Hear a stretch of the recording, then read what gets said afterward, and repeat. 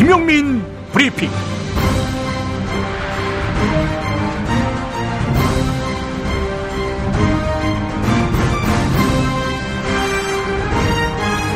(2016년 9월 23일) 금요일에 인사드립니다.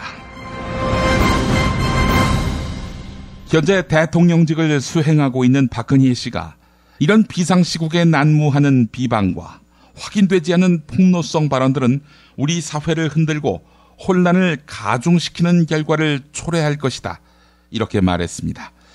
어떤 사실을 말하고 있는 건지 정확하게 적시하지는 않았지만 이른바 최순실 게이트에 대한 야당의 비판과 소수 언론의 보도를 겨냥한 것으로 풀이됩니다.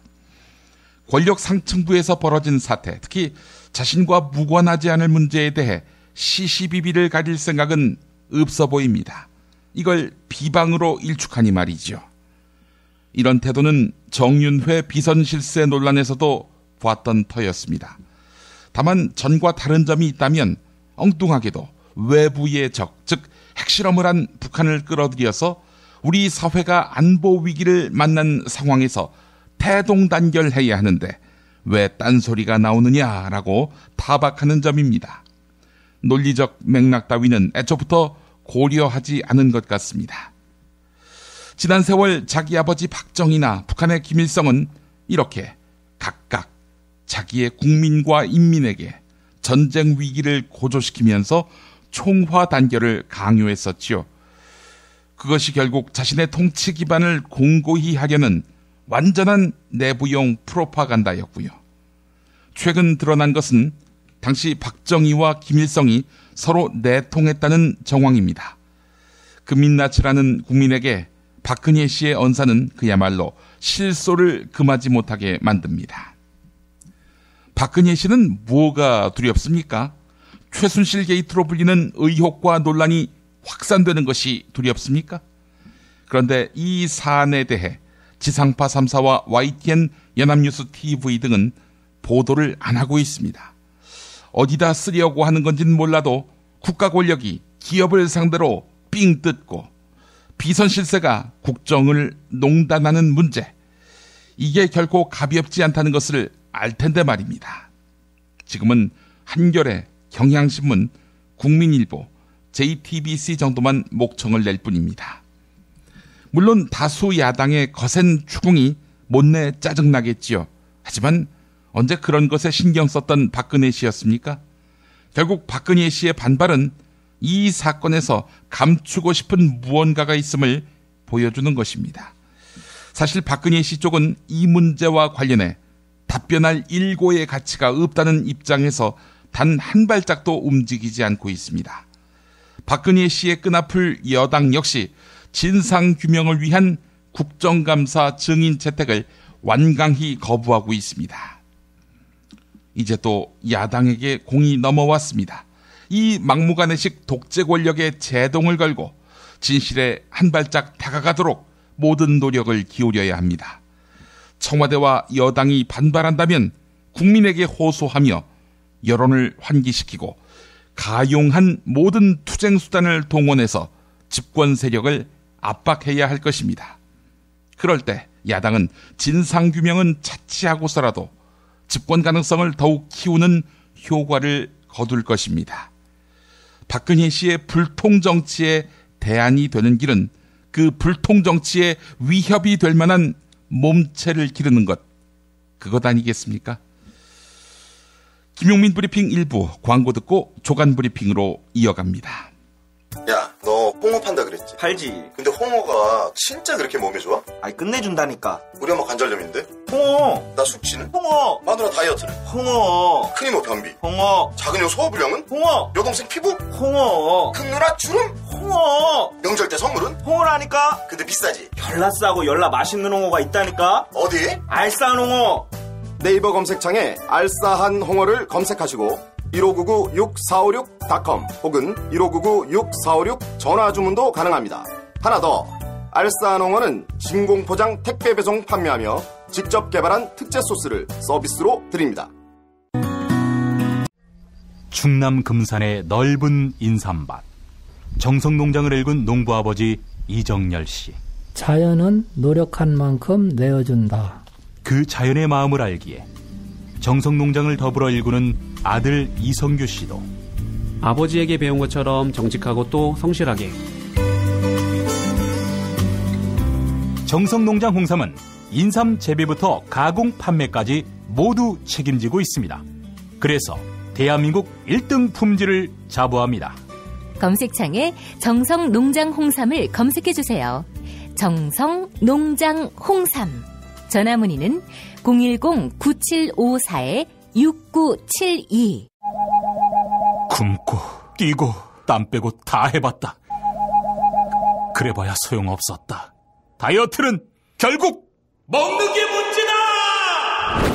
다이어트 전문 쇼핑몰 비타샵에서 수십 가지 동결건조 채소 곡물에다 3가지 단백질, 거기에 효소와 비타민, 미네랄을 더해 만든 다이어트 전용 그린 스무디를 추천합니다. 다이어트 전용 그린 스무디, 이걸 어떻게 하는 거죠? 하루 2끼만 맛있고 든든한 비타샵 스무디로 바꿔 드시면 됩니다. 검색창에서 비타샵을 검색해주세요. 이제부터는 관록의 뉴스 해설가 김용민이 오늘 아침 조간신문을 훑어드립니다.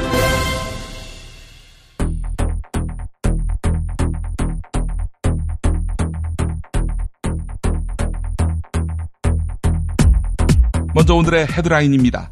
삼성이 독일의 승마장을 구입해서 최순실 씨의 딸 정유라 씨의 승마 연수를 지원해주고 있다는 정황이 포착됐습니다.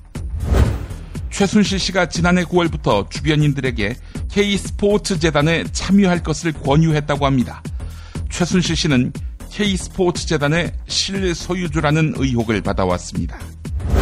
자기가 데리고 있던 인턴을 중소기업진흥공단에 취업시킨 것으로 의심받고 있는 최경환 새누리당 의원은 검찰에 보낸 우편 진술서에서 채용 결정자인 박철규 이사장을 만난 기억이 없다. 그 인턴이 중소기업진흥공단 채용에 응시한지 몰랐다. 이렇게 밝혔다고 합니다. 거짓말을 한 것입니다. 중앙일보 설문조사 결과 국민 10명 가운데 7명은 검찰을 신뢰하지 않는다고 답했습니다. 수도권에도 지진단층이 있는 것으로 파악됐습니다. 그러니까 수도권 역시 지진의 안전지대가 아닌 것입니다.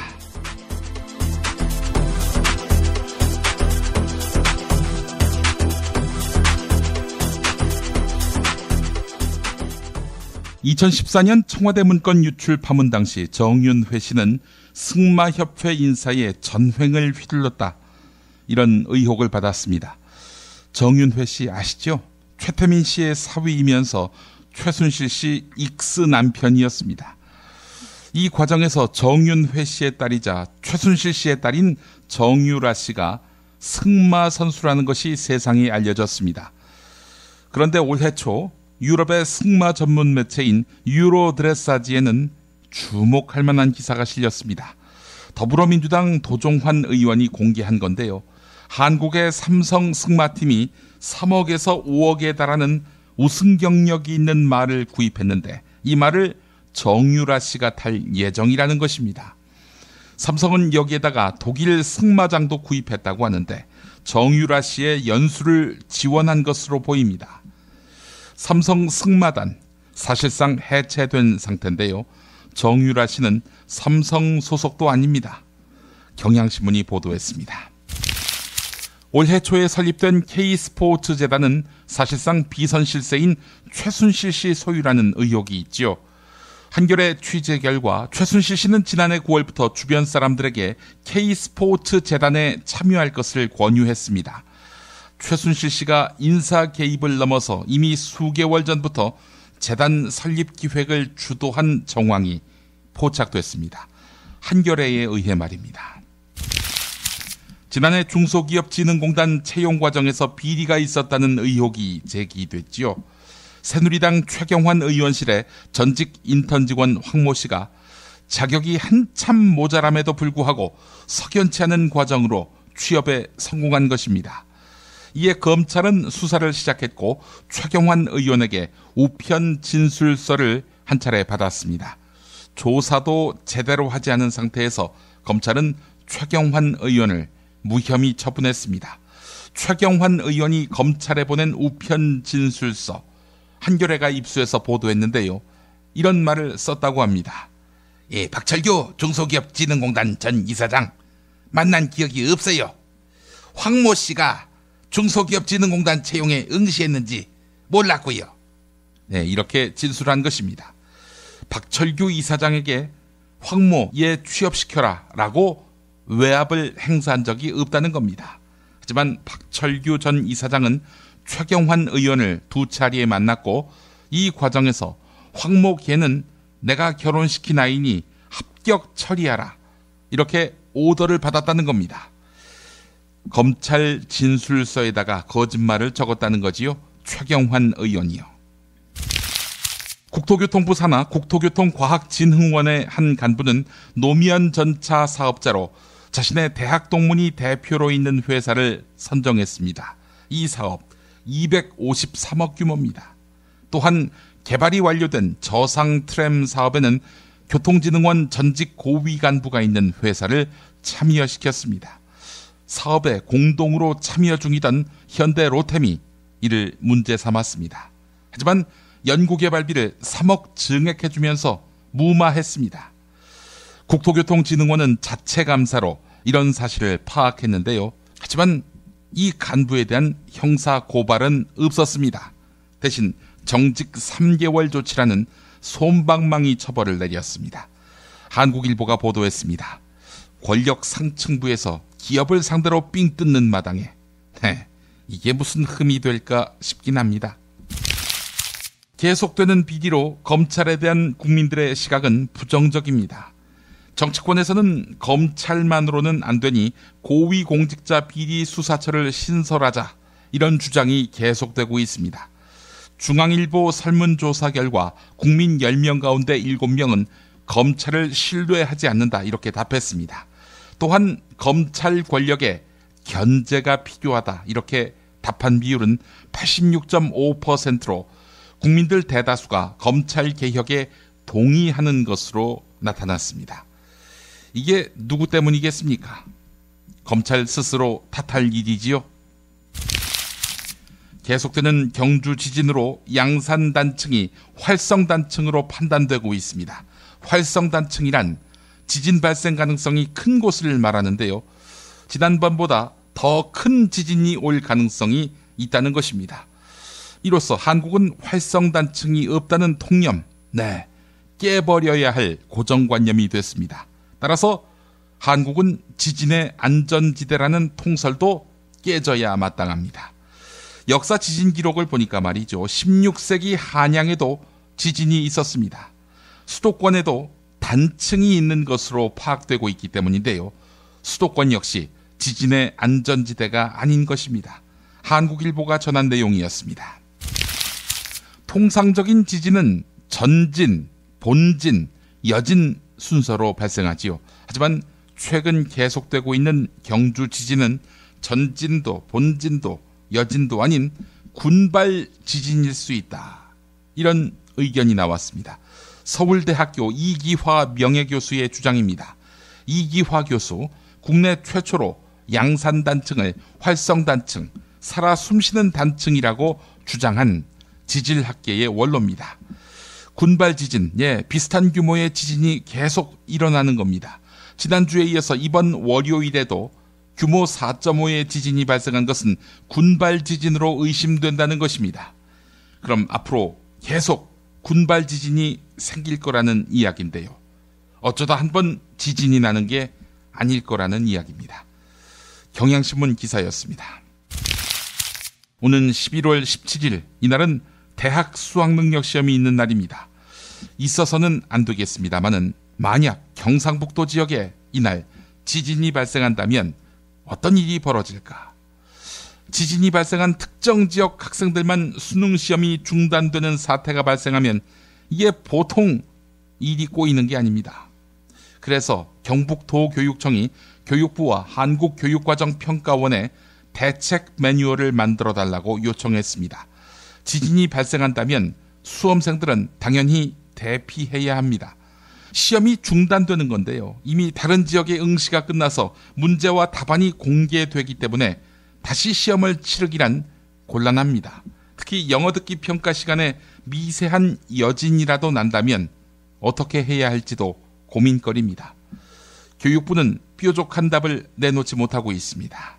동아일보가 보도했습니다. 북한의 5차 핵실험 이후 새누리당과 보수 진영은 핵 무장론이나 전술 핵 재배치를 주장하고 있습니다. 이런 주장에 대해 미국 백악관 북핵 담당 선임 보좌관이 반대 의사를 분명히 했습니다. 백악관 고위 당국자가 공개적으로 핵무장 반대 의사를 밝힌 것은 처음입니다. 이 보좌관은 미국의 핵 우산이 한국과 일본은 완벽히 방어하고 있다, 이렇게 덧붙였는데요. 동아일보가 보도했습니다. 황준호 기자 말대로 만약 그럼에도 불구하고 한국이 핵을 요구한다면 미국은 이렇게 되물을 겁니다. 우리를 못 믿는 거냐고. 핵 좋아하는 인간들 중에 미국 설득할 자 한 사람이라도 있을까요? 오늘 성과 연봉제 저지를 위한 금융노조 총파업이 예정돼 있습니다. 이에 은행 사용자 측이 총파업 파괴 공모와 노조 분열을 시도하고 있습니다. 기업은행 불광동 지점, 종로 지점, 중곡동 지점, 서소문 지점 등에서 오늘 총파업에 참여하는 직원 명단을 제출하라며 직원들의 퇴근을 저지한 것입니다. 노조는 사실상 감금이라며 부당노동 행위라고 반발하고 있습니다. 경향신문이 보도했는데요. 이런 짓이 버젓이 벌어지는 나라, 바로 헬조선입니다. 누진제 폭탄요금 고지서가 배달되기 시작했습니다. 지난달과 비교해 전기요금을 2배로 낸 가구는 300만에 육박합니다. 요금이 절반 이상 늘어난 가구도 900만 가까이 됩니다. 전체가 한 1700만에서 1800만 가구 되는데 말이죠. 국민 대다수가 전기요금 폭탄으로 가계 부담이 늘고 있지만 공기업인 한전은 성과급 잔치를 벌이고 있습니다. 한국전력공사가 이르면 이달 말에 임직원 1인당 평균 2천만 원에 육박하는 성과급을 지급합니다. 지난해보다 2배 이상 증가한 액수입니다. 너희들이 뭘 잘한 게 있다고 성과급까지 받아갑니까? 중앙일보 보도였습니다. 박근혜 정부의 철도 민영화가 속도를 내기 시작했습니다. 경기도 평택에서 충북 오송 구간을 잇는 고속철도 구간을 현대산업개발에 넘기기로 한 것입니다. 현대산업개발이 사업 제안서를 국토교통부에 제출했고 한국개발연구원 KDI에서 검토하고 있다는 것입니다. 평택에서 오송 구간은 경부고속철도, 호남고속철도가 모두 지나가는 알짜 노선입니다. 공기업 민영화를 주장하는 논리는 부실하게 운영되는 공기업 부분에 민간 기업의 경쟁을 도입해서 부실 운영을 정상화하겠다는 건데, 알짜 노선을 민영화한다는 것, 이거는 두말할 것도 없이 대기업에다가 특혜를 주겠다는 의도 아니겠습니까? 이거 말고는 설명이 안 됩니다. 한겨레가 보도했습니다. 미분양 주택이 늘면서 입주 대란이 예상됩니다. 입주하는 가구가 많다는 것이 아니라 주택 공급이 과잉 상태여서 미분양이 늘고 집값이 떨어진다는 것입니다. 그러나 올해도 어김없이 추석 연휴가 끝나고 본격적인 분양 시즌이 시작됩니다. 10월은 전통적인 가을 분양 성수기입니다. 올해 10월에 계획된 공급 분양 물량은 지난해와 비교해 1.8배 늘었습니다. 총 8만 5천여 가구입니다. 이 가운데 단지 규모 1000가구 이상 대단지 분양 물량이 70%를 차지합니다. 하지만 미분양 주택은 2014년부터 꾸준히 늘고 있습니다. 어찌 될까요? 떨리는 마음으로 가을 주택 공급 상황을 주목하는 사람들이 많습니다. 국민일보가 보도했습니다. 미국 장사랑! 구렁이똥 이뻤다. 장이 살아야 내 몸이 산다. 배변 활동에 도움을 주는 건강기능식품입니다. 미궁 장사랑. 지금 검색창에 미궁 장사랑을 검색하세요. 음식 창업은 몬스터 셰프. 원가 창업은 몬스터 셰프. 창업의 끝판왕 몬스터 셰프. 네이버 검색창에 몬스터 셰프라고 쳐주세요. 상담 문의 458-8838, 458-8838. 몬스터 셰프! 정권 교체를 함께 염원하는 판촉물 쇼핑몰 네피알. 기념품, 답례품, 기왕이면 네피알로 인터넷 검색창에 입력하시거나 032-519-4800으로 전화하세요. 카카오톡 아이디는 네피알. 가장 싸게 안전하게 문자 발송 서비스의 지존 다이렉트 SMS. 매일 아침 그날의 최저가를 반영합니다. 인터넷 최저가가 아니면 차액을 100배로 보상합니다. 다이렉트 SMS.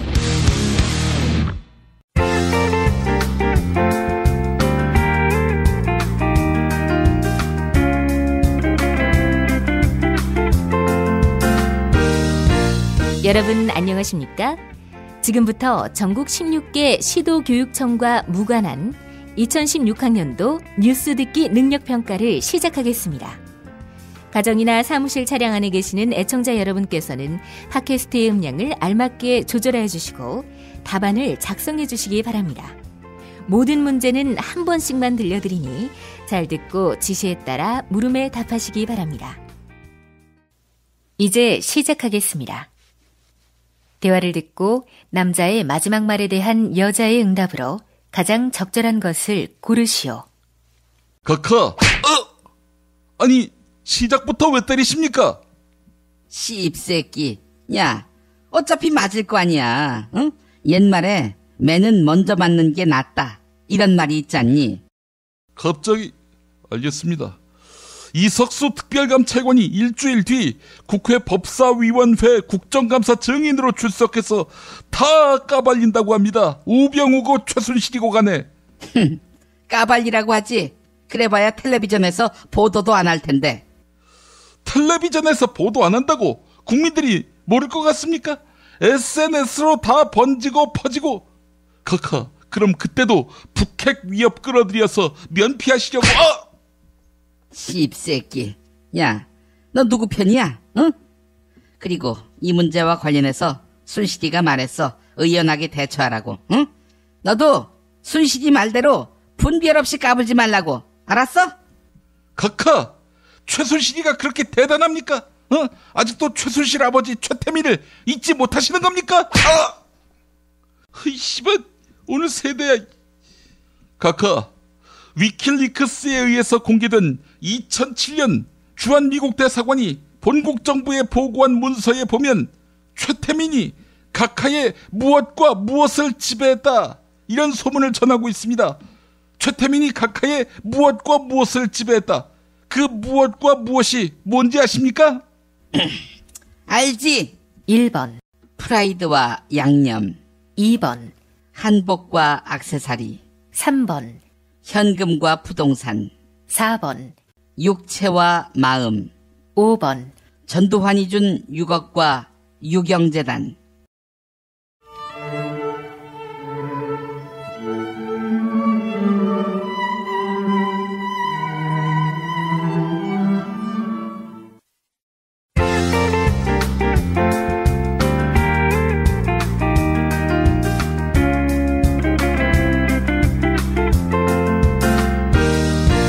뉴스 듣기 능력평가를 마칩니다.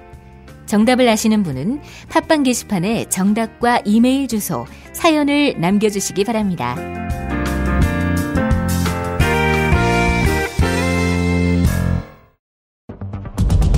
She never ever quits. 中国不能缺席。 Der Holocaust für Deutschland. ed 시간이任せるべきだろうというのが私の考え方. Ma senti, col dolore umano non si può essere neutrali. 국제 뉴스의 맥. 한반도와 국제 문제를 전문적으로 취재하는 황준호 기자 만나겠습니다. 황준호 기자님. 예, 안녕하십니까? 예. 박근혜 대통령이 수석 비서관 회의에서 최순실 의혹에 대해 궤변을 늘어놓았는데요. 이 북한 문제를 끌어들여서 궤변을 늘어놓았습니다. 이거 짚어보지 않을 수가 없습니다. 예, 언론들은 대개 그 북한 문제에 대해서는 대화를 위해 준 돈이 핵개발 자금이 됐다. 이렇게 말한 것을 제목으로 뽑았습니다. 예. 뭐 이거는 늘 하는 그런 잘못된 주장을 이번에도 되풀이한 건데요. 예. 그거 말고도 문제적인 발언 여러 개 보였습니다. 예. 우선 하나를 짚어보자면 이런 게 있었습니다. 이제 북한은 더 이상 핵 포기를 위한 대화의 장에 나오지 않을 거다라고 말한 대목이 있었습니다. 예. 박근혜 대통령이 지난주에는 북한하고 우리가 대화할 생각이 없다 이렇게 못을 박았었는데 거기서 어제는 한 발 더 나가서 북한도 대화에 안 나올 거다 이렇게 이거 뭐라고 해야 되나 전지적 북한 시점이라고 해야 되나 이런 식으로 얘기를 했습니다. 야 이제는 뭐 거의 관심법을 동원을 하는군요. 예. 그렇습니다. 김정은까지 이제 마음을 꿰뚫고 있습니다. 아니 어떻게 뭐 김정은하고 뭐 만나서 혹은 뭐 전화 통화를 해서 대화할 의지가 없는 것을 확인한 건지 뭐 그랬을 리는 없을 테고요. 예, 이렇게 상대가 어떻게 나올 거다 이렇게 공개적으로 단정하는 거 이게 과연 이 최고 외교관인 대통령이 할 얘기인가? 남북 관계는 물론이고 일반적인 국제 관계에서도 이렇게 얘기를 하면 안 될 것 같습니다. 그래서 결국은 이거는 남북 관계를 국내 정치에 활용하는 어떤 전형적인 화법이 아닌가 이런 생각이 듭니다. 그러니까 남한 사람들 들으라고 하는 소리다 이렇게밖에 볼 수 없는 것 같습니다. 예. 자, 또 어떤 내용이 있었습니까? 예, 다음으로 문제적인 대목을 꼽자면 일부에서는 북한의 5차 핵실험으로 대북 제재의 무용함이 증명됐다고 하면서 대화에 나설다라고 주장하고 있지만 역사는 오히려 그 반대임을 증명하고 있다라고 하면서 협상을 하겠다고 시간을 보내는 동안 북한은 물밑에서 핵 능력을 고도화했다라고 말한 부분입니다. 그러니까 이제 대북 제재가 소용없다. 대화로 풀어나가야 할 문제다. 이런 주장에 대해서 쐐기를 박는 거군요. 그렇습니다. 그런 틀렸다 이런 얘기인데 5차 핵실험으로 이 제재가 더 이상 안 통한다. 안 통하는 게 입증이 된 거 아니냐. 이런 주장은 사실 뉴욕타임스라든지 프랑스의 르몽드 같은 서방 언론들도 많이 얘기를 하는 건데 어쨌든 그런 주장이 있다는 걸 박근혜 대통령이 알고 있다는 걸 확인했다라는 거는 뭐 어쩌면 하나의 소득이 아닐까 싶은데 근데 본인의 입으로 이렇게 그 제재 무용론을 반박했기 때문에 앞으로 더 제재 일변도로 가겠다라는 것을 못 박은 셈이라서 이게 더 암담하겠구나. 그 박 대통령이 그 특유의 아집의 회로, 고집의 회로 안에 갇혔구나. 이런 생각을 하게 됐습니다. 예. 협상으로 시간 보내는 동안 핵 능력을 물밑에서 고도화했다. 이런 부분도 있었는데 이 부분은 어떻게 들으셨어요? 예, 이명박 정부에서 협상을 중단하고 지금까지 있었던 핵 능력의 고도화 이거는 훨씬 더 깊고 빨랐다는 사실 이거를 짚고 넘어가야 될 것 같습니다. 예. 그러니까 아무래도 수면 위에서 대놓고 하는 게 지금처럼 하는 게 물밑에서 몰래 하는 것보다는 더 빠르지 않겠습니까? 예. 그리고 실제로 뭐 이명박 정부 이후 지금까지 8년 반 동안 핵실험이 4번이 있었습니다. 예. 그러니까 협상이 중단됐을 때 수면 위에서 대놓고 핵 개발하는 게 훨씬 더 위험하다는 것. 이게 수치로 증명이 된 건데 박 대통령이 이걸 강구하고 있다. 이런 거를 지적할 수 있을 것 같습니다. 예. 지금까지 핵실험이 5번 있었는데 대북 제재를 강화하던 이명박근혜 시대에 4번이 있었다. 이 부분을 간구하고 있습니다. 박근혜 씨가. 예. 자, 그나저나 사드의 악영향이 나타나는 것일까요? 대북 제재에 대한 중국의 태도가 미지근하다고요? 예, 중국의 리커창 총리가 유엔 총회 연설을 했는데 19분 동안 연설을 하면서 우리는 한반도의 비핵화를 해야 되고 그러기 위해서는 대화와 협상을 추구해야 된다. 딱 이 한마디만 했습니다. 예. 그 앞에 오바마 대통령의 경우는 북한의 대가를 치르게 해야 된다. 이런 강한 얘기를 했었고 또 아베 총리 같은 경우는 유엔 총회 연설 시간의 절반을 북한 비난에다가 썼습니다. 앞선 두 사람과 비교해 볼 때 리커창 총리의 연설은 뚜렷하게 차이가 있었습니다. 예. 그리고 어제 베이징에서 한국과 중국 육자회담 수석대표 두 사람이 만났는데 여기서 한국 대표가 육로로 북한에 가는 물자를 전수검석해달라 이런 요구를 중국에 했더니 거기에 대해서 중국이 부정적인 태도를 보였다고 합니다. 그러니까 사드 때문에 열받은 중국이 대북 제재 전선에서 이탈했다는 현실 이것을 그런 두 군데에서 확인할 수 있었다 이렇게 할 수 있겠습니다. 예, 사실은 이제 북한이 핵을 못 만들도록 중국이 이 한미일과 공조를 해서 그렇게 해서 이제 북한을 압박해야 하는데 지금 중국은 뭐 북핵 개발에 대해서 못 본 척하고 있는 그런 양상이고. 그렇습니다. 그거를 사드 때문에 부추겼다 이렇게 볼 수 있을 것 같습니다. 예, 알겠습니다. 자, 다음 소식 살펴보겠습니다. 미국에서는 또 경찰이 총으로 흑인을 사살한 사건, 죽인 사건 때문에 또 시위가 벌어지고 있군요. 예, 노스캐롤라이나주 샬럿이라는 곳에서 벌어지는 지금 상황입니다. 예. 지난 20일 화요일에 한 아파트 앞에서 43살 먹은 흑인 남자가 경찰의 명령에 따라서 승용차에서 내린 직후에 그 경찰관이 쓴 총에 맞아서 숨지면서 이 사태가 시작이 됐습니다. 예. 이 사람이 장애인이고 또 비무장 상태로 아들을 기다리면서 그냥 차 안에서 책을 읽고 있었을 뿐이다. 예. 이런 주장이 가족들 측에서 나왔고 반대로 경찰은 이 사람이 총을 가지고 차에서 내렸다 이렇게 주장하고 있습니다. 아, 이거 뭐 당연히 항의 시위가 이어질 수밖에 없는 사안인데요. 그렇습니다. 격렬한 시위가 이틀 연속으로 일어났습니다. 결국에 주 당국은 21일 샬럿의 그 주요 지역에다가 비상사태를 선포하고 군경을 투입했습니다. 워싱턴 포스트는 이번에 사망한 이 사람이 올해에만 경찰의 총격에 사망한 702번째 미국인이고 또 흑인으로서는 163번째라고 보도했습니다.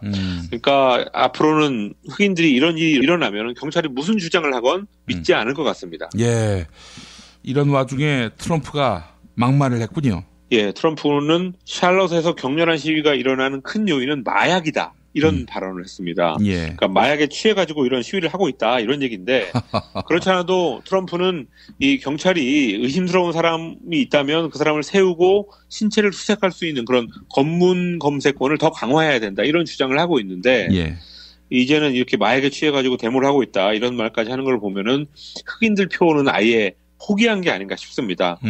뭐 표는 표고 이 막말 때문에 이번 사태에 기름을 붓는 게 아닌가 이런 우려가 됩니다. 예, 이 중요한 고비에 트럼프가 뭘 믿고 이렇게 큰 소리 치는 건지 이해할 수가 없습니다. 뭐 흑인들은 트럼프 안 좋아하는 모양이죠. 그렇죠. 근데 이제 그거를 보는 백인들이 요즘에 트럼프 지지도가 많이 모여든 그런 국면이었는데 예. 이렇게 막말을 통해서 백인들 표까지 분산시키는 게 아닌가 이런 예상도 해볼 수 있을 것 같습니다. 예, 알겠습니다. 지중해에서 난민선이 또 침몰했군요. 엄청난 인명피해가 났다고요? 예, 이집트 인근 지중해에서 21일 수요일에 최대 600명가량이 탄 난민선이 침몰을 해서 최소 43명이 숨지고 수백 명이 실종됐다고 외신들이 보도하고 있습니다. 예. 그러니까 뭐 구조된 사람이 160여 명밖에 안 된다고 하니까 최악의 경우에 약 400명 정도가 사망할 수도 있을 것 같습니다. 특히 안타까운 것은 10살에서 13살 정도 아이들이 많이 물에 빠졌다 이런 증언이 있어서 착잡한 상황입니다. 예.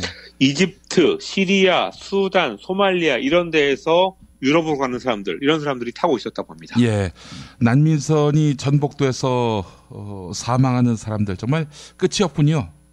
예, 국제난민기구는 올해 들어서 리비아와 이집트 같은 그런 나라 북아프리카를 출발해서 지중해를 거쳐서 유럽으로 간 사람들이 약 20만 6,400명 정도라고 집계를 하고 있고요. 근데 그 중에서 올해 상반기에 숨지거나 실종된 사람들, 이 사람들 무려 2,800명이라고 추정하고 있습니다. 이게 작년 같은 기간에는 1,800명 정도니까 이게 1,000명 정도 올해 많아졌습니다. 그러니까 추세적으로 볼 때 이런 사태가 줄어들지 않고 앞으로 더 늘어날 것 같다. 이런 예상을 해볼 수 있습니다. 예, 알겠습니다. 황준호 기자님 오늘 말씀 잘 들었습니다. 예, 감사합니다. 야, 딴지마켓 좀 봐봐. 이담채 김치 게시판 지금 보고 있어? 왜요? 뭐가 문제 있나요? 야, 어떻게 하나같이 맛있다, 예술이다, 감탄했다, 물건이다, 또 재주문했다 이런 글만 올라올 수 있지? 이거 공작의 냄새가 나지 않아? 아무래도 그런 것 같아. 이담채 김치 게시판에 작전 세력이 개입한 거 아닐까요? 그럴 리가요. 이담채 김치는 맛있는 김치 말고는 따로 자랑할 게 없습니다. 드셔보시고 판단하세요. 포털 사이트에서 이담채 김치. 주문 전화는 1544-4586. 1544-4586.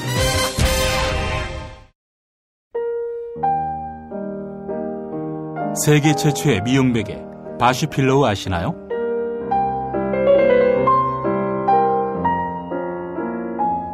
성형 또는 피부과 시술한 연약한 얼굴을 지켜주는 베개. 피부가 눌리고 얼굴이 처지며 주름이 생기는 것을 막는, 그래서 노화 방지까지 돕는 건강한 베개입니다. 어깨와 목 결림을 방지하는 이중 높이 구조. 이제부터 전혀 다른 잠자리를 만나보세요. 검색창에 미용베개 바슈필로우를 찾아주세요. 남성용 바슈필로우도 있습니다. 김영란법에 저촉되지 않는 소박하지만 강렬한 선물 새싹 땅콩차. 받는 사람에게 새싹 땅콩차는 고마운 자신감이 됩니다. 세상 그 어떤 버섯 부럽지 않은 새싹 땅콩차.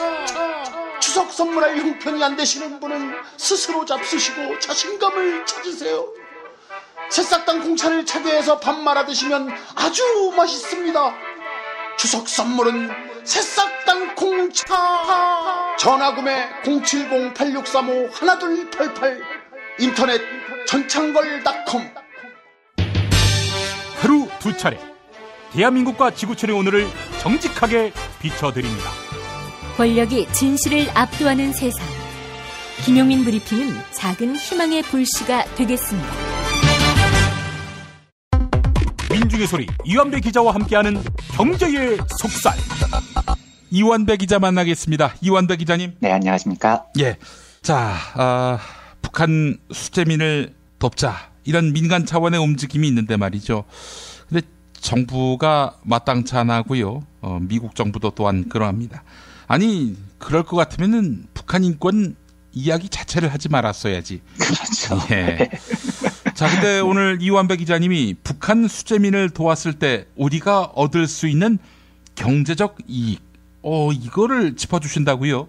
예, 그러니까 뭐 북한 수재민을 돕는 게 이제 인도적으로 옳으냐 그르냐, 또 뭐 한반도하고 동북아시아 평화에 기여하느냐 마느냐, 미국하고 현 정부 입장이 어떻느냐, 이런 것들은 김용민 PD님과 그 황준호 기자님께서 훨씬 다 설명을 잘 해주시고 계시니까요. 뭐 제가 할 수 있는 영역도 아니고요. 그래서 제가 오늘 다뤄보고 싶은 건 그 북한 수재민을 돕는 행위가 뭐 인도적인 행위, 국제정세적인 행위 이런 것을 빼고 한국 입장에서 얼마나 좋은 경제적인 선택이냐, 그러니까 실질적인 경제 이익이 있는 행위냐, 요 경제적인 분야에 대해서만 한번 살펴보고 싶습니다. 근데 제가 이걸 갑자기 좀 해보고 싶다는 생각이 든 건, 아마 이름을 아시는 분들도 많으실 텐데요. 그 동아일보에 그 북한에서 탈북한 기자분이 한 분 있으세요. 아, 주성아 네. 기자.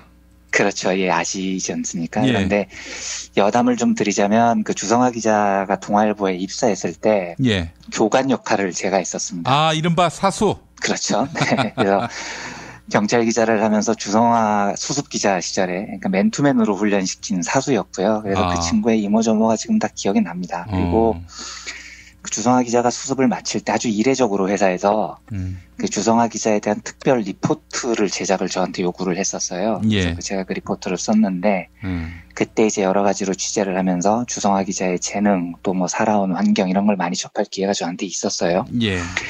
근데 이것도 여담이지만 그때 동아일보가 왜 굳이 주성아 기자만의 리포트를 요구를 했냐면 우려했던 게 두 가지였습니다.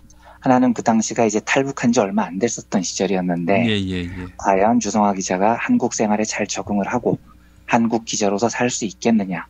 특히 그 기자는 글을 쓰는 사람이니까요. 예. 언어적인 문제는 없느냐. 이런 게 이제 첫 번째 우려였고요. 두 번째 우려는 이런 겁니다. 그러니까 주성아 기자가 기사를 쓸 때 그 소스가 신문사 입장에서는 확인이 안 된다는 겁니다. 왜냐하면 주성아 기자한테는 신변보호 문제가 있습니다. 북한으로부터 위협이 당연히 있겠죠. 아하. 그래서 주성아 기자는 어느 곳에서도 취재원의 공개를 안 했어요. 그리고 안 하는 게 맞습니다. 그 위험이 있기 때문에 잘못해서 취재원이 세면 네. 북한에 있는 주성아 기자의 취재원이나 또 가족 친지들 여러 사람들이 곤란해질 수 있거든요. 예. 그래서 주성아 기자한테는 취재원을 묻지 않게 돼 있었는데 이게 이제 언론사 입장에서는 좀 불안했던 거예요. 왜냐하면 기자가 기사를 썼는데 데스크가 확인을 할 길이 없는 겁니다. 이게 맞는지 틀린지. 그러니까 이 두 가지가 우려돼서 이제 저한테 특별 리포트를 쓰라는 지시가 있었어요. 그래서 제가 뭐 아무튼 리포트를 써서 올렸고 제가 기억하는 바로 주성아 기자는 상당히 스마트한 기자였어요. 그러니까 물론 그 언어 문제는 초창기에 좀 있었습니다. 예를 들면 제가 취재 지시를 할 때 어디 가서 뭘 취재를 해라 지금 당장 이렇게 지시를 하면 이제 주성아 기자가 전화로 알겠습니다 선배 출동하겠습니다. 이렇게 얘기를 합니다. 예. 근데 사실 한국에서는 출동 잘 안 하잖아요. 출동은 뭐 그랜다이저나 마징가 제트쯤에서 출동을 하는 거지. 기자들은 출동이라는 표현을 잘 안 쓰는데 그런 이제 언어적인 차이는 조금 있었습니다. 그런데 그걸 금방 극복을 해내더라고요. 그래서 지금은 글도 굉장히 잘 쓰는 기자가 돼 있더라고요. 아무튼 제가 그 최근에 페북에서 우연히 링크를 타고 가다가 이 주성아 기자가 최근에 쓴 글을 봤습니다. 예. 근데 굉장히 인상적인 대목이 있더라고요. 일단 읽어드리겠습니다. 예. 이번 수지에 대해서 쓴 글인데요.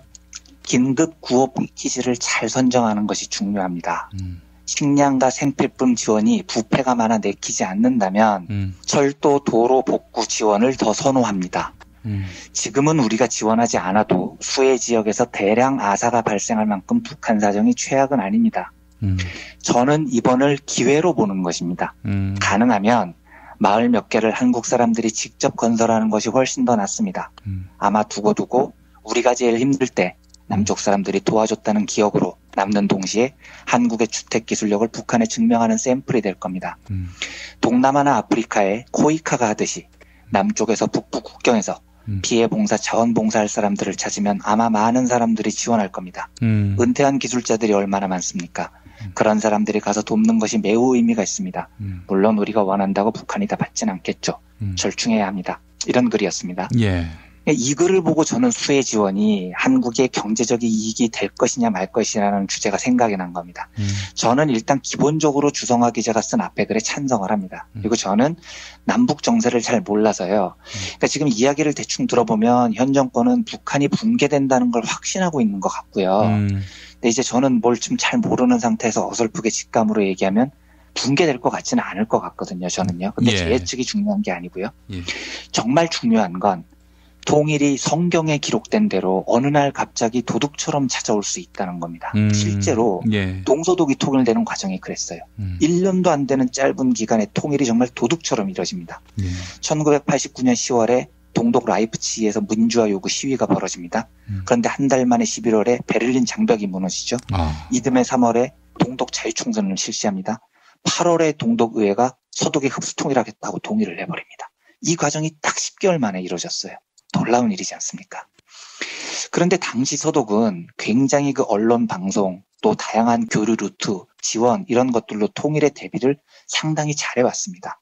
그런데도 갑자기 10개월 만에 무너진 베를린 장벽 때문에 한동안 독일 경제가 엄청나게 고생을 합니다.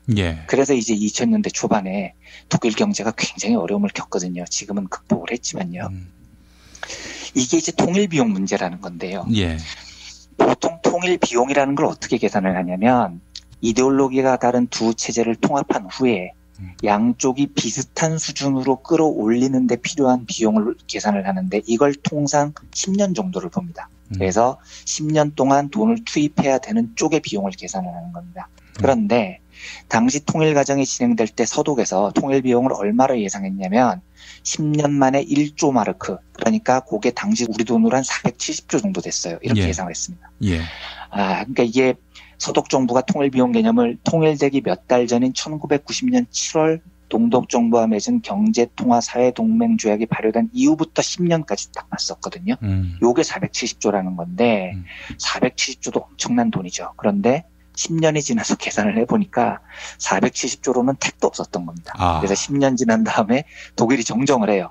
2조 마르크가 들었다. 950조 원이 들어갔다는 겁니다. 더블이 됐어요. 네. 그러니까 더블이 됐는데도 문제가 뭐냐면 이게 해결이 다 안 된 겁니다. 더블을 넣었는데도 양쪽 생활 수준이 안 같아졌어요. 그래서 추가 비용이 계속 들어갑니다. 그래서 최종적으로 최근에는 EU에서 어떻게 평가를 하냐면 독일의 통일 비용은 1조 유로, 약 1,500조 원으로 계산을 합니다. 그러니까 처음엔 470조 원이었는데 10년이 지났더니 950조로 늘었는데 최종적으로 보니까 1,500조가 된 거죠. 애초 예상보다 3배로 뛴 겁니다. 1,500조가 어느 정도 돈이냐면요. 한국 정부 예산 4년치예요. 우리나라 1년치 GDP를 다 쏟아부어야 됩니다. 근데 독일은 준비를 우리하고는 비교도 안 될 정도로 잘했다는 평가를 받았어요. 그런데 도둑처럼 찾아온 통일에 무려 1,500조라는 돈을 쏟아붓게 됩니다. 그리고 2000년대 초반 독일은 정말 개고생을 하죠, 경제가요. 한국은 어떨 것 같습니까? 예, 독일보다 준비가 더 안 된 정도가 아닙니다. 지금 동서독 격차보다 남북한 격차가 훨씬 강하거든요. 예. 거기에다가요, 정서적인 연대감, 유대 훨씬 약하죠. 근데 그나마 있던 개성공단 아작냈죠. 금강산 관광 날아간 지 오래죠. 지금 이 상태에서 통일하면요, 예, 박근혜 정권 기대대로 북한 정부가 훅 하고 날아가면요, 속된 말로 우리나라는 엿되는 겁니다, 진짜로요. 이 인식 차이가 얼마나 크냐면요, 박근혜 대통령이 2014년인가 뭐 통일은 대박 이런 헛소리를 한 적이 있었는데요. 그때 또 금융위원회가 불이나게 자료를 내요. 대통령께서 한 말씀 하셨다고. 그런데 제가 그때 그 자료를 보고 정말 실소를 금치 못했습니다. 금융위원회가 2014년 11월에 뭐라고 발표를 하냐면, 한반도 통일과 금융의 정책과제, 이게 제목인데, 통일 비용이 550조 원이고 이건 채권 같은 거 발행하면 거뜬히 마련할 수 있다. 이렇게 발표를 했어요. 네. 물론 550조 원도 엄청난 돈입니다. 한국 1년 정부 예산이 400조 원이니까요. 근데 제가 그걸 보고 웃기고 있네 그랬습니다. 절대 550조 원으로 안 됩니다. 될 리가 없어요. 올해 5월에 영국의 권위지죠. 그 이코노미스트지가 분석을 했거든요. 이코노미스트지 분석이 이렇습니다. 남북한 통일 비용은 최소한 1조 달러다. 예, 1120조 원이다. 이것도 최소한이라는 겁니다. 금융위원회가 예상한 거에 2배가 넘는데 이코노미스트는 이걸 최소한이라고 표현을 해요. 예, 그러니까 대충 봐도 1200조, 1300조, 1400조 이렇게 넘어갈 가능성이 높습니다. 예. 우리나라 한 4년치 예산이 들어가야 되는 거죠. 예. 그렇다고요. 예, 평화 통일을 안 할 수는 없습니다. 왜냐하면 이거 순전히 경제적인 관점에서 드리는 말씀입니다. 예. 내년 국방 예산이 40조 원입니다. 그런데 통일을 안 하면은요, 이걸 수십 년, 수백 년 더 해야 된다는 겁니다. 거기에다가 사회적 갈등 비용도 얼마나 큽니까? 예? 지금 뭐 사드 배치 같은 것만 해도 사회적 갈등 비용이 엄청나게 많이 들어오지 않습니까?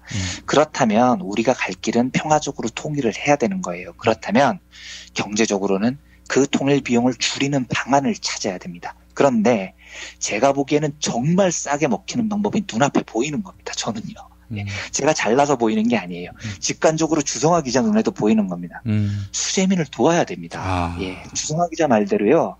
마을 몇 개를 지금 한국 사람들이 직접 건설하고요. 철도, 도로, 인프라를 복구해줘야 됩니다. 이건 순전히 경제적인 관점이에요. 생각해 보십시오.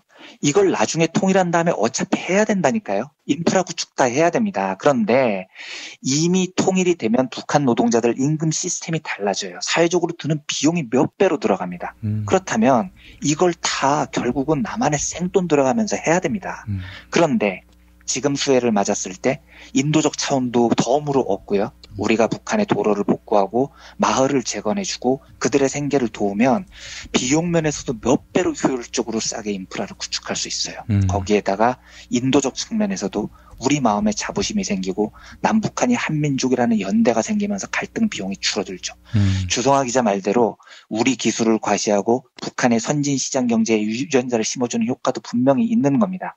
주성화 기자는 이걸 저는 이번 수해를 기회로 보는 겁니다 라고 썼던데 의미는 조금 다르지만 저 역시 경제적으로만 보면 이건 굉장히 우리에게 좋은 기회인 겁니다.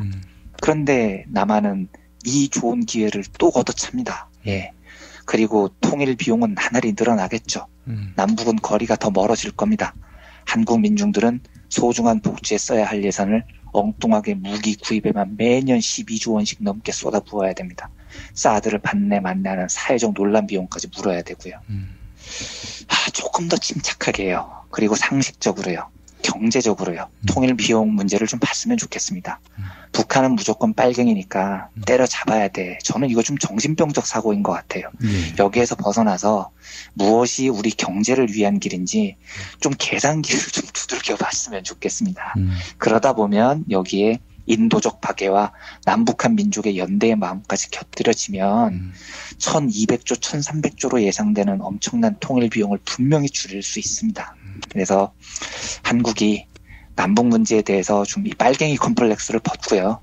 좀 현명한 경제적 선택을 했으면 좋겠다는 바람이 들어서 주성화 기자의 글을 본 계기로 북한 수재와 통일 비용 문제를 먼저 말씀을 드려봤습니다. 예. 주성화 기자는 상당히 네. 신뢰받는 탈북 저널리스트지요. 그렇죠. 예. 네, 맞습니다. 네. 지금도 북한하고 어떤 그런 파이프라인이 있다고 보십니까? 정보의 파이프라인. 그걸 아무도 확인을 사실은 못 해봤어요. 예, 못 해봐서. 네. 그러니까 제가 그 근무를 할 때에도 주성아 기자의 파이프라인에 대해서 묻지 않는 게 그 관례처럼 돼 있었거든요. 예. 그래서 예, 묻지 않아서 확인을 못했고 지금은 어떤지도 잘 모르겠습니다. 예. 네. 알겠습니다. 우리 주성아 기자의 사수가 이완배 기자였다는 것도 상당히 흥미롭네요. 예. 그렇죠. 네. 알겠습니다. 이완배 기자한테 교육을 잘 받아서 이렇게 반듯한. 주성아 기자가 굉장히 스마트한 기자였습니다. 굉장히 그렇습니까? 똑똑한 기자였어요. 네. 뭐 또 이완배 기자의 덕도 있겠죠. 예. 전혀 없을 겁니다. 알겠습니다. 자, 다음 이야기 해보겠습니다. 금융노조가 오늘부터 총파업이군요. 워낙 큰 이슈들이 많다 보니까 모르는 분들이 대부분일 텐데요. 뭐 때문에 파업하는지, 또 이 파업을 어떤 식으로 봐야 될지. 이게 지금 뭐 보수 언론들은 무조건 비판부터 하고 있지 않습니까? 그렇죠. 네. 예. 그래서 지금 말씀 주셨던 대로 너무 이슈가 많아서 금융노조의 총파업이 좀 관심에서 멀어지고 또 정부의 탄압과 압박도 거세서 제가 청취자분들께 간곡하게 3가지 정도 매뉴얼을 드린다라고 표현을 하는데 사실은 부탁과 청탁을 드리고 싶어서 이제 2번째 뉴스를 골랐습니다. 예. 오늘입니다. 금융노조가 총파업에 들어갑니다. 뭐 언론도 지금 난리가 났고요. 보수 언론 쪽에서요. 그리고 정부는 파업 자제를 촉구하는 게 아니고 지금 협박을 하고 있습니다. 지금 예상되는 파업 규모는 양측의 견해가 다른데 회사 사측은 3만에서 4만 명 정도가 파업에 나설 것으로 보고요. 금융노조는 파업 참가 인원이 9만 명 안팎으로 예상을 하고 있습니다. 지금 그 전체 조합원이 10만 명이에요. 그러니까 만약에 금융노조 발표대로 9만 명이 파업에 참가를 한다면 휴가자, 연수자, 필수 잔류 인원들 다 빼고 나면 사실상 거의 전원이 그 파업에 참가할 것이다. 이게 지금 금융노조의 예상인 거고요. 아시다시피 이번 파업은 그 공기업하고 금융권에 도입되는 성과연봉제 도입, 이것이 반대가 이슈입니다. 그래서 이걸로 지금 금융노동자들이 파업 투쟁의 깃발을 올린 겁니다. 제가 여러 번 말씀드렸지만 성과연봉제는 당연히 결국은 저성과자 해고로 이어질 거고요. 노조는 결코 받아들일 수 없는 제안입니다. 어제 뉴스들을 쭉 보니까 이제 모든 언론이 불안감을 조성하는데 아주 일치단결을 했더라고요. 그러면서 기사를 어떻게 쓰냐면 파업을 하면 당연히 이제 시중은행 영업이 불안해지겠죠. 뭐 영업점 정상 가동이 안 될 수도 있고요. 그러니까 기사가 어떻냐면 미리미리 돈 찾아 놓으세요. 뭐 이런 푸시 알람들이 되게 많이 오더라고요. 그래서 굉장히 막 시민사회에 불안감을 조성을 하던데요. 예. 정부의 난리도 아주 크게 달하고 있습니다. 그 임종용 그 금융위원장이요. 이렇게 엊그저께 얘기를 했습니다. 기득권을 지키기 위한 명분도 없는 파업을 하는 것은 노조를 넘어 은행권 전반에 대한 신뢰 저하를 불러올 것이다. 노조가 파업을 철회할 수 있도록 노력하고 만약 응하지 않을 경우엔 개별 직원들을 설득해서라도 막아달라. 이렇게 얘기를 합니다. 그러니까 금융위원장이 고위공직자가 대놓고 지금 헌법에 보장된 노동 3권 중 하나인 파업권을 각 은행 지휘부들한테 각계 격파를 하라고 지금 주문을 하고 있는 겁니다. 저는 그래서 이 발언을 듣고 이분 직업이 금융위원장인지 구사대 대장인지 심각하게 엇갈렸습니다. 금융노조가 이 발언에 그 분개해서 어제 임종용 위원장을 직권남용 혐의로 서울중앙지검에 고소를 했습니다. 당연히 직권남용입니다. 현행 노동조합법에요. 이렇게 돼 있습니다. 근로자가 노동조합을 조직 또는 운영하는 것을 지배하거나 이에 개입하는 행위를 부당노동 행위로 보고 이것을 금지한다. 이렇게 돼 있습니다. 그러니까 임종용 위원장 당신이 뭔데 노조 파업을 각계격파하라 말하라고 지시를 합니까? 아무리 나라가 개판이어도요. 고위공직자가 이렇게 대놓고 법을 위반하는 경우는 없습니다. 예. 한 가지 더 있습니다. 형법 31조 공무원이 직권을 남용해서 사람으로 하여금 의무 없는 일을 하게 하거나 사람의 권리 행사를 방해할 때에는 5년 이하의 징역, 10년 이하의 자격정지 또는 1천만 원 이하의 벌금에 처한다고 형법에 돼 있습니다. 임종용 위원장님 정신 차리십시오. 당신 직함이 금융위원장입니다. 구사대 대장이 아니에요. 형법 지금 위반하고 있는 겁니다. 예. 어제 많은 언론들이요. 금융노조 총파업 때 시민 행동 요령 이런 류의 기사를 쏟아냈습니다. 그런데 저는 좀 다른 의미에서요. 방송을 들으시는 청취자분들에게요. 오늘 하루 진행되는 금융노조 총파업에 따른 시민 행동 요령 이런 걸 알려드리려고 합니다. 3가지인데요. 첫 번째입니다. 우선 간곡히 부탁드립니다. 제가 얼마 전에 귀족노조 이야기를 드리면서 드렸던 그 말씀 그대로입니다. 금융노조의 파업을 귀족노조의 파업이라고 몰아붙이는 정권의 프레임에 결단코 동의하지 말아주십시오. 금융권 직원들이요, 성과연봉제로 내몰리고요. 공기업 직원들이 성과연봉제로 내몰리면은요, 그걸 방관하면은요, 이제는 일반 사기업에 쉬운 해고, 저성과자 해고가 도입될 겁니다. 수많은 노동자들이 비정규직으로 몰릴 거고요. 제가 어제 말씀드린 대로 무더기 해고, 고용유연화가 이루어지면 재벌들만 살찌우고 한국 경제 내수 기반을 무너뜨려서 경제를 벼랑 끝으로 몰고 갈 겁니다. 두 번째 드리고 싶은 부탁은 이겁니다. 따뜻한 마음으로 연대해 주십시오. 제가 자주 말씀드리지만요. 자본은, 정권은 언제나 노동자들을, 민중들을 갈라치고 분열시킵니다. 노동자, 농민의 삶이 피폐한 거는요. 자본과 권력의 탓입니다. 그런데 저들은 항상 그게 귀족노조 탓이니, 나이가 많은 노동자들이 하는 일 없이 돈 많이 받아가는 탓이니 이렇게 탓을 합니다. 그래서 저들이 쓰는 수법의 근간이 분열입니다. 그렇다면 우리의 대응 방안은 너무나 명백한 겁니다. 분열에 맞서는 가장 좋은 방법은 연대입니다. 제가 자주 드는 사례지만요. 프랑스나 독일 같은 나라에서는 철도 같은 공공기관 노동자들이 파업을 해서 시민 불편이 생겨도요. 그 누구도 불평을 하지 않는 시민사회의 전통이 있습니다. 왜냐하면 지금 파업을 하는 저 노동자들의 처지가 언젠가는 내 처지가 될 수 있기 때문입니다. 그래서 우리는 가진 게 없어서요. 예. 내 몸뚱아리를 노동이라는 상품으로 팔아야 살아갈 수 있는 노동자들이지 않습니까? 예. 그러니까 이제 우리는 연대를 해야 되는 겁니다. 한 가지 덧붙이면은요. 돈도 많이 버는 놈들이 왜 파업이냐 이렇게도 말하지 말아 주십시오. 그러면 사실은 그분들이 충분히 많이 버는 사람들도 아니지만 다른 비정규직 노동자들보다는 사정이 좀 낫겠죠. 그래서 사정이 좀 낫다고 해서 그런 이유로 헌법에 보장된 파업을 못하게 하면 파업은 누가 하는 겁니까? 금융노조의 파업을 납득치 않아 한다면 그러면 비정규직 아르바이트 학생들의 파업이 허용이 돼야 되는데 허용이 되나요? 최저시급 겨우 받는 이마트, 홈플러스, 롯데쇼핑 노동자들이 파업을 할 때 정권하고 언론이 야 그래 니들은 가난하고 힘드니까 파업을 잘했다 이렇게 칭찬해 줍니까? 안 그러지 않습니까? 금융노조는 월급이 상대적으로 많아서 파업하면 안 되고 비정규직 저소득 노동자들은 회사 사정이 어려워서 파업하면 안 되고 아르바이트 학생들은 정규 노동자가 아니라서 파업하면 안 되고 이러면 도대체 헌법에 보장된 파업권을 언제 써먹으라고 있는 권리입니까? 파업은 그 어떤 노동자에게도 정당한 노동자의 권리인 겁니다.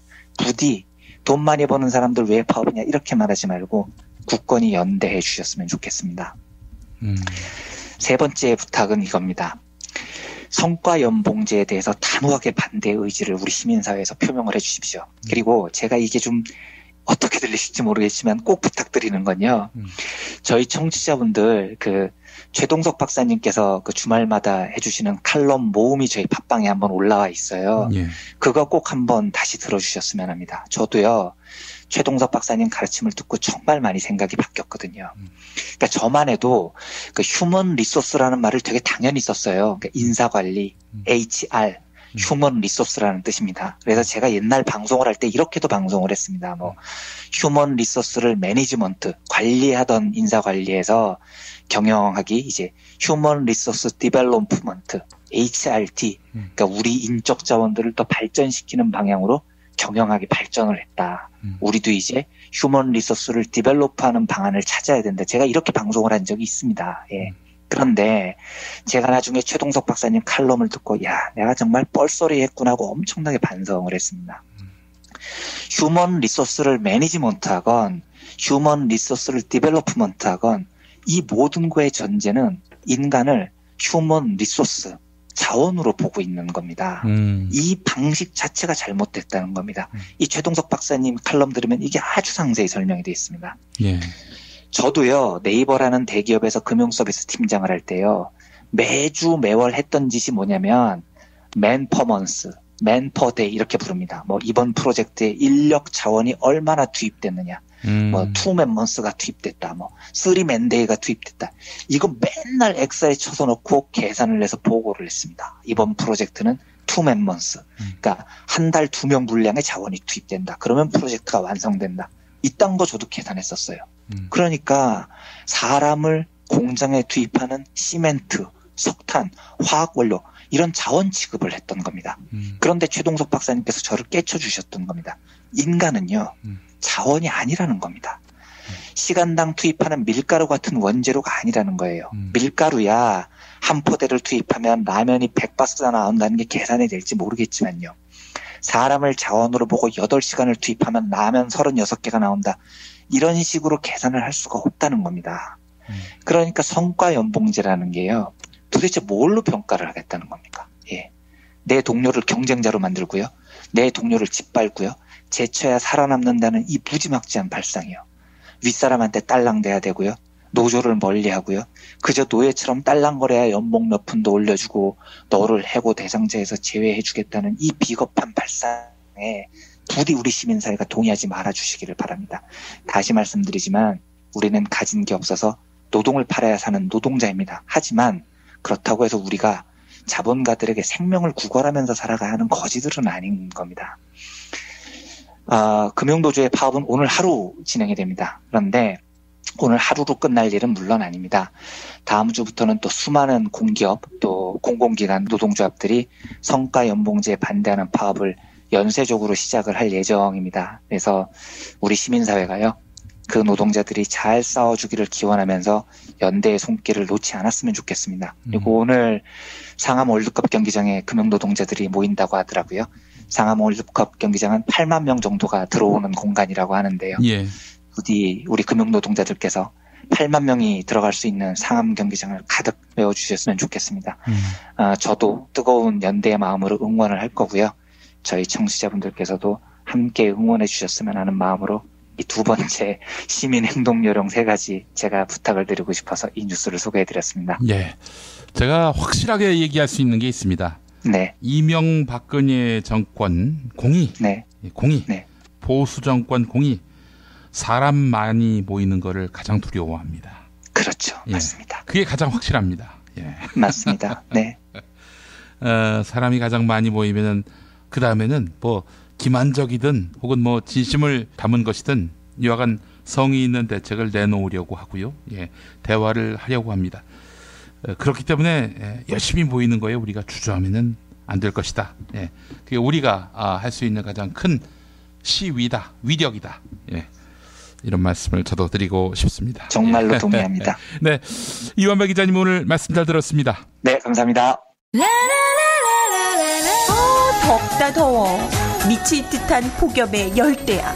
게다가 폭염보다 더 열받게 만드는 여왕님 치하에서 다들 살아 계신 거죠?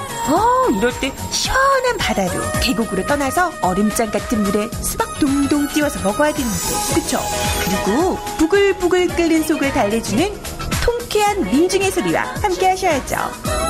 오늘도 민중의 소리는 여러분의 후원 전화를 기다립니다.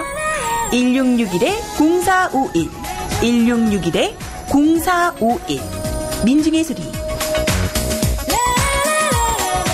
싸지는 안 돼요. 지금처럼 사는 게 싫습니까? 전복을 원하십니까? 그렇다면 와우 전복을 드십시오. 와우! 전복을 먹으면 입맛 잃고 무기력했던 삶이 전복되고 시름시름하던 몸 상태가 전복됩니다. 답답하십니까? 전복하세요. 100% 완도에서 잡은 전복 중에 전복. 와우 전복. 한 번 맛보면 또 찾게 되는 와우 전복. 네이버에서 와우 전복, 전화번호는 010-2443-0818.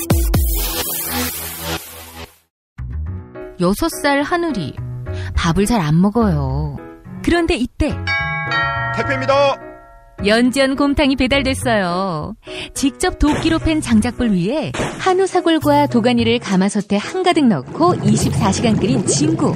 연지연 곰탕이 하늘이 입에 들어가는 순간, 아, 맛있다. 엄마 한 그릇 더 주세요.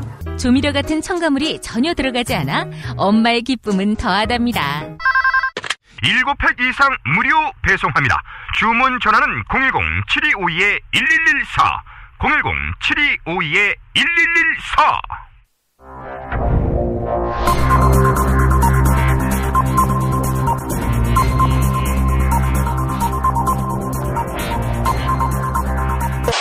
공화국 논평. 결애라고 했을 때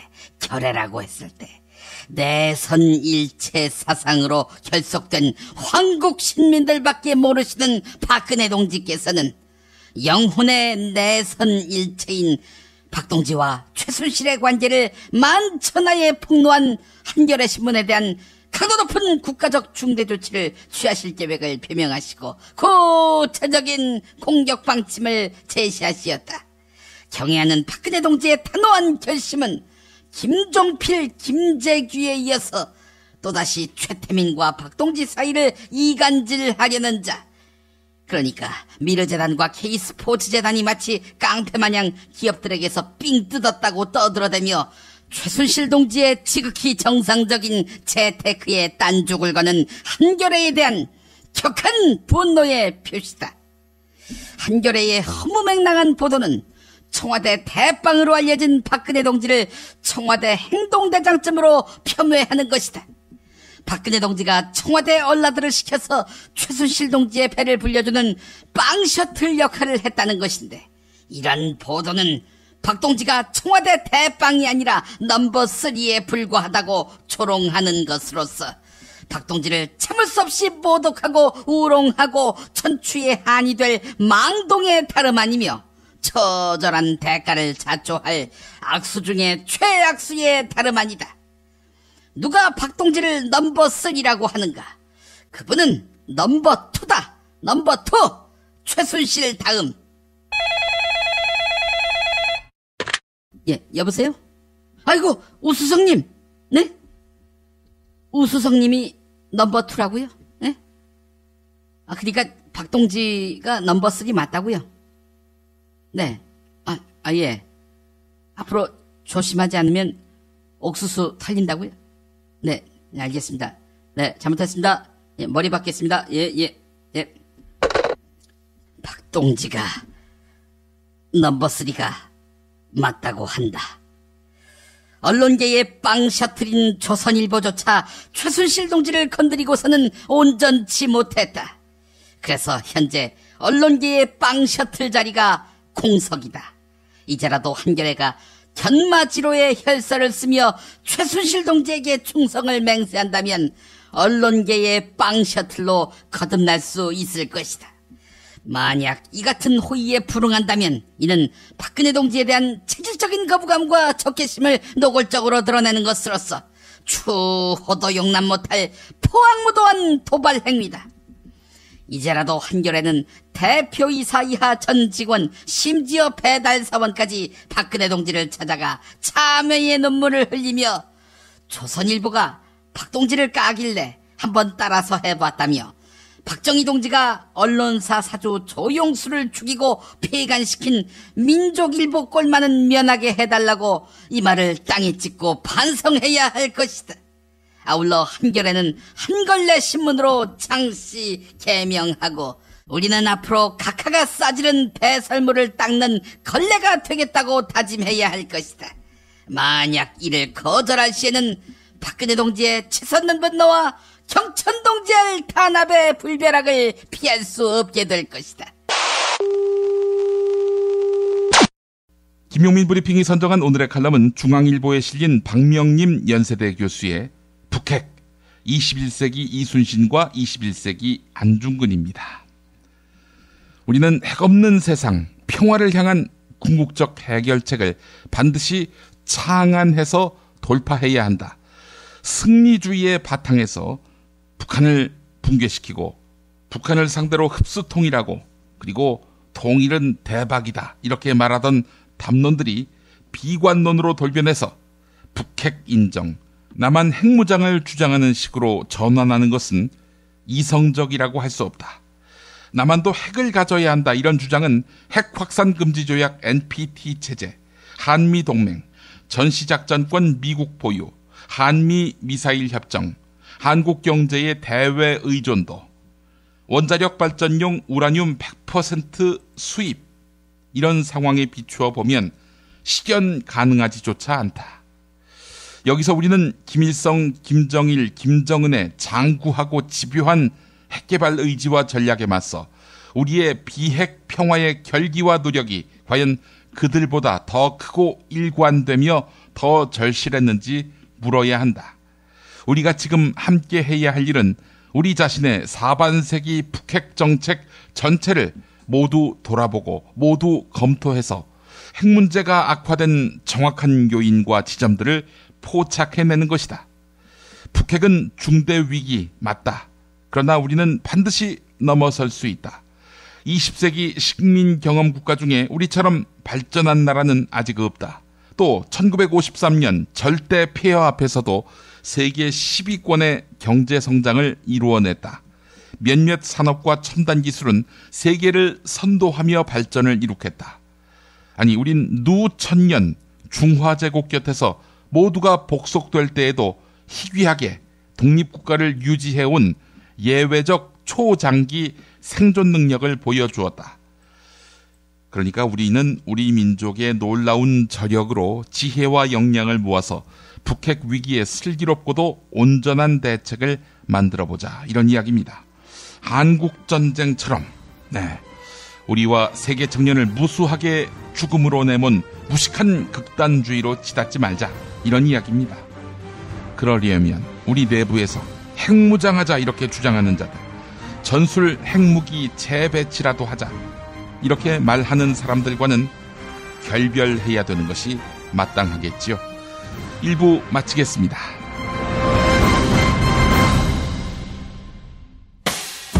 김용민 브리핑과 함께한 시간 어떠셨어요? 다음 시간에도 보다 바르고 알차며 즐거운 정보로 여러분을 찾아가겠습니다. 팟캐스트 포털 팟빵에서 다운로드하기, 구독하기, 별점 주기, 댓글 달기로 응원해주세요. 잊지 마세요. 다운로드하기, 구독하기, 별점 주기, 댓글 달기.